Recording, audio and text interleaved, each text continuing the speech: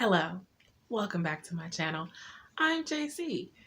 Today's video is going to be, well, I hope it's a fun video for you. It was kind of fun for me to dig into this.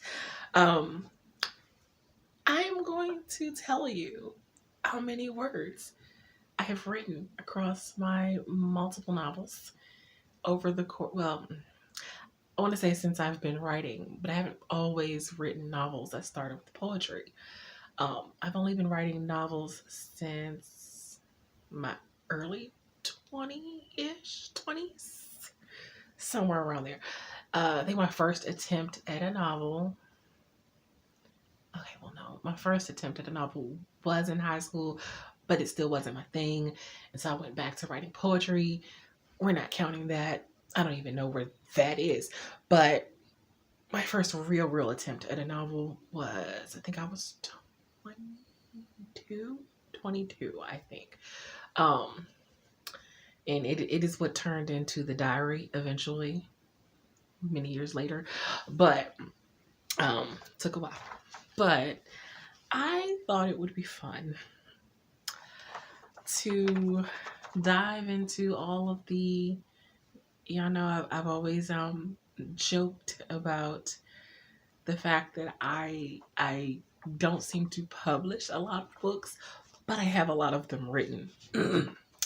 Because what I tend to do is I set a book aside to give it time to breathe. You know, before the time you're supposed to give it to breathe before you go edit a book. But instead of waiting to go back to edit, I start another book. So then there's that book that I have to finish. And then I set that one aside to let that one breathe. And instead of going back to edit the other one, I go start another book. So this is how I ended up with do we count the diary because it's already published? Okay, well now I have 6. Well, I have 7 completed novels, so we'll count the diary because it is completed. So I have 7 completed novels, but I have 6 manuscripts just kind of waiting for me. Finished. I am currently editing and revising one of them, so I don't know if that should still count in that tabulation, but either way. I think I did, I don't know if it was, it might have been my first year on YouTube where I tried the whole 1,000,000 words in a year, which sadly, I don't even think I made it to 500,000 in a year. I think I may have made it over the quarter, like the 250,000. I may have, not entirely sure. I don't know where those numbers are, and I'm not going to go dig them out. But I will say, apparently I've written over 1,000,000 words since I've been writing novels, which when you take into account that it's since I was 22, it's probably not that impressive of a number, but I'll take it because that's a lot of words. So what I did was I scanned, and technically, if I think about it, that's not even counting the 2 novels that I lost on my old computer because they crashed. And I don't have those novels. I mean, technically, they don't exist anymore, but I did write them. I just can't count them because the computer crashed and I could never recover those files. Anyway, still hurt about that. Still very hurt about that, but might cry a little. What I did was I went to look up my documents. And at first I was just going to do the totals of the manuscripts that have been completed. And I did include When Love Calls draft 1 because it was completed. And yes, I'm on the 2nd draft now, but there's no reason to discount the 1st draft just because I've moved into the 2nd draft, which is really different from the 1st one. So, I took the drafts that I've completed, but then I thought, well, there's no reason to discount the words in the manuscripts that aren't finished yet. I still have written them. Those are still a lot of words. I should still count them. Specifically the one I'm currently writing, so, which is the 2nd draft of When Love Calls. But real quick, I just wanted to slide over so that you can get an idea of where my documents are located on my computer and all that. I mean, it's Word, so if you use Microsoft Word, you kind of know, but Just give me a moment. So here are where all my documents are. Well, these are the most recent documents I've been in. But let's take a deep dive into where my novels are located. So I have lots of file folders here, but I have a very specific folder that just has novels, and then I have individual folders for each novel. It was quite the exploration pulling up all of these and finding out the word counts. There's a lot of them, and then there's folders within folders, but I just wanted to kind of show you where I pull from. I'm not going to go through pulling up each one individually. I will say I was very shocked at one of these numbers for a book that's already published, so that should tell you which one it is. We're going to go back to me so I can report the numbers. Okay, so now that we've got that out of the way, I have two different sets of numbers. And then, of course, the numbers added together total the grand total.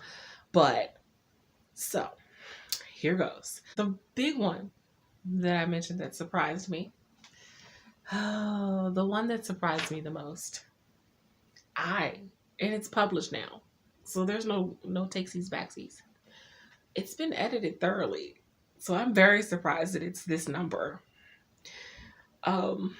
Because apparently, according to industry standards, this is probably why it would never get published traditionally. Well, yeah. The diary came in at a whopping 151,090 words. That is how long the diary is. Which, given how chunky it is, shouldn't surprise me. And yet it does. It does. I was like, what? Oh, that's a lot. So, the When Love Calls Draft 1 is 99,907 words. The Weight of Her, which is the one I am getting ready to go into the read through and editing and revising and going over critique feedback and all that jazz, is currently 84,630 words. Not bad. A little bit of an underwriter there. Mackenzie Brown Book 1, 93,010 words. Mackenzie Brown Book 2, 104,235 words. Mackenzie Brown Book 3 is where apparently I really felt like an underwriter, and I can tell by the number it's going to need a lot of work in the editing. 65,930 words. London Chronicles Book 1, which is a middle grade, and I forget technically the amount a middle grade novel is supposed to be, but I'm pretty sure this is over the amount it's supposed to be, but it's 53,173 words for a total across those projects of 651,975 words. Now, if we go into the drafts of what I am working on, what aren't finished. Mackenzie Brown Book 4, which is currently being drafted, is currently sitting at 67,650 words. When Love Calls, which I am currently drafting the second draft of, is currently sitting at 93,802 words. There's a book that apparently I abandoned. I mean, I say apparently. I know I abandoned it, but I may go back to it.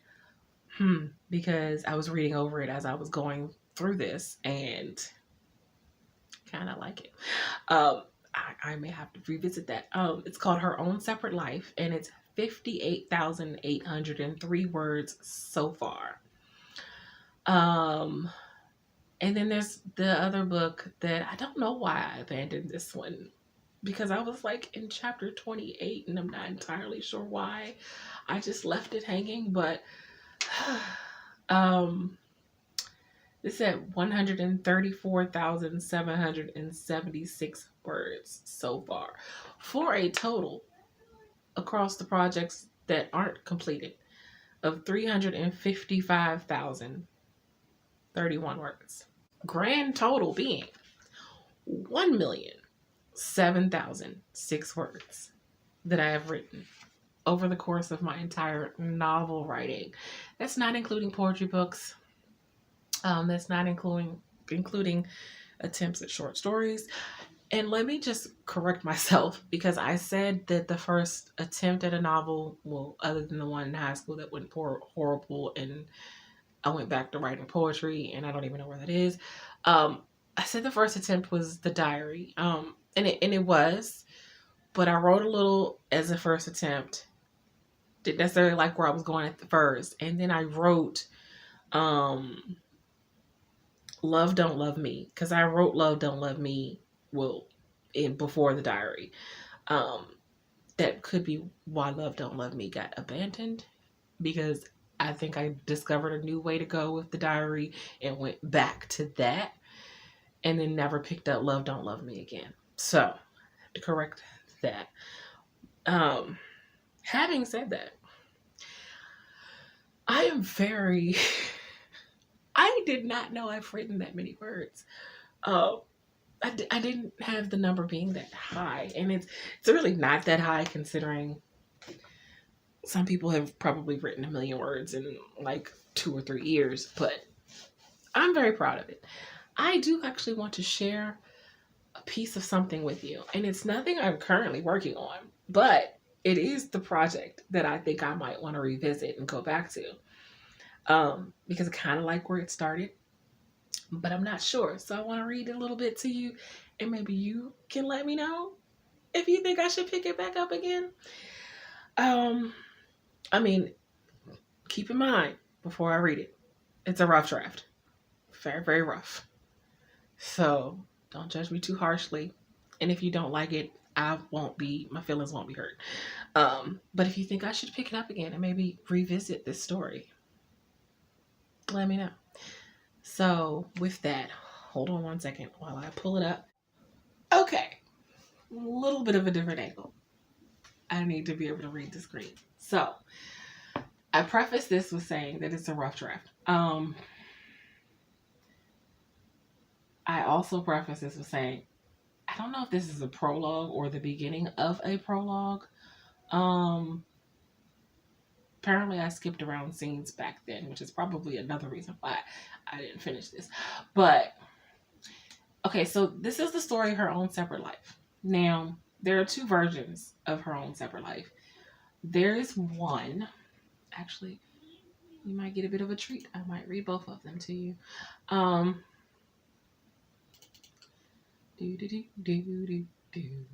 Now, also preface this with, y'all know I don't particularly like to read my stuff. I get nervous, and it shows. But, so, excuse me. Okay, so what happened with Her Own Separate Life is I started it. I got about almost a little over 55,000 words in, and decided I wasn't necessarily liking the direction it was going. And then I started a second draft, which is the one where the possible prologue comes in.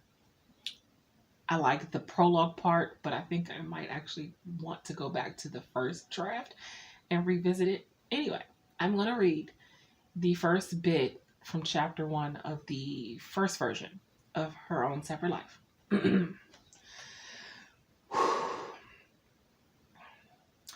Chapter 1. She laid there on the floor, lifeless. My body was frozen.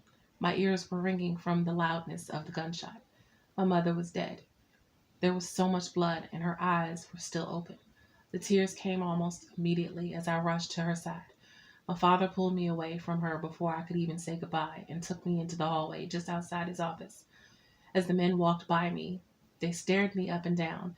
The one who shot my mother stopped to turn around and told my father that if he talked, we were both dead. I huddled close to my father as I glanced back to where my mother laid on the floor. After they left, my dad hurried to the phone to call the police. When they arrived, they quickly had another officer cover up my mother's body, but they didn't even close her eyes. They tried their best to get a statement from me and my father, but I couldn't identify the man who shot her because they wore masks. And I knew my father wasn't going to tell me who they were. They said we were lucky, but I didn't feel lucky. That was the last day I saw my mother. And I couldn't even remember what the last thing I said to her was. And then she was just gone. I was only 11 years old the day my mother died. But I can remember that day as if it happened yesterday. It all came flooding back to me when I walked into Garrett's office and saw his best friend Lawrence shoot a man, as if it were second nature to him. I watched him as he fell to the floor. Blood began pouring out of his body like water from a faucet, and his eyes were open as if they were looking at me, asking me to help him. I quickly turned around and tried to walk out of his office before Garrett could see me standing there. I closed the door behind me as I felt my chest tightening. Before I could get away from the vicinity of his office, Garrett came out of his office right behind me, trying to calm me down. He reached out to touch me, but I pulled away because I didn't want him anywhere near me. Okay, I'm going to stop there because I don't know how bad the writing might get. But anyway,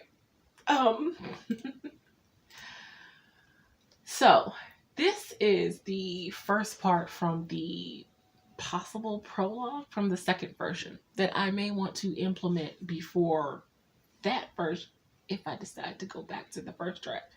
Y'all know what I'm saying. Anyway, this might explain to you a little bit more about what the overall story is about. When you think of a mafia boss, you think of a middle-aged or old white Italian man, typically balding, almost always short and round, usually using the power that comes with that title to overcompensate for what he lacks physically. My father was none of those things.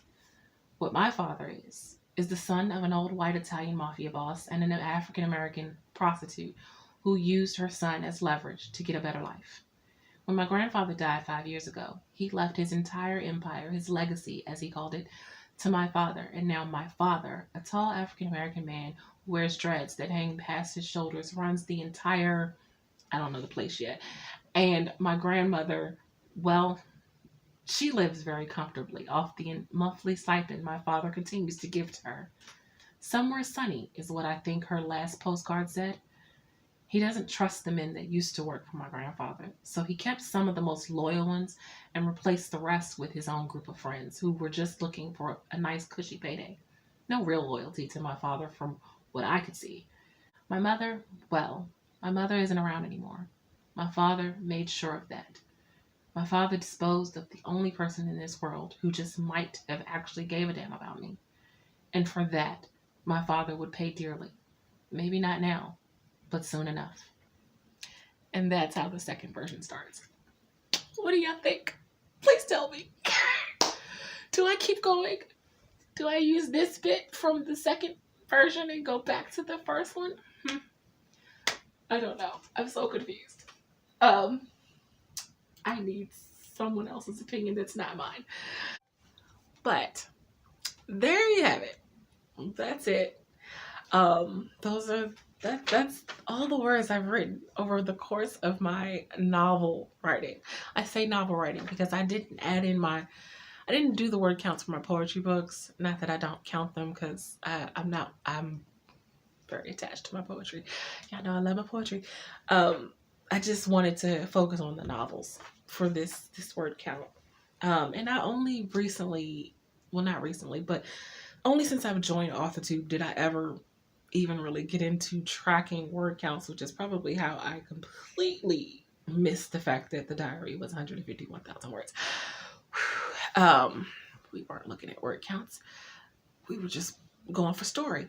But I didn't start tracking my words until I joined the AuthorTube community. So I didn't even think to keep track back then, like document everything. So, but now I do.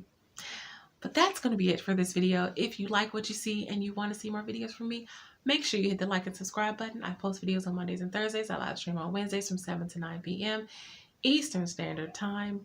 As per usual, if you would like to support me in any of my creative endeavors, such as my blog site, my online magazine, my online store, Redbubble shop, Ko-fi page, Patreon, also you can buy my books. All of those links can be found in the description box below.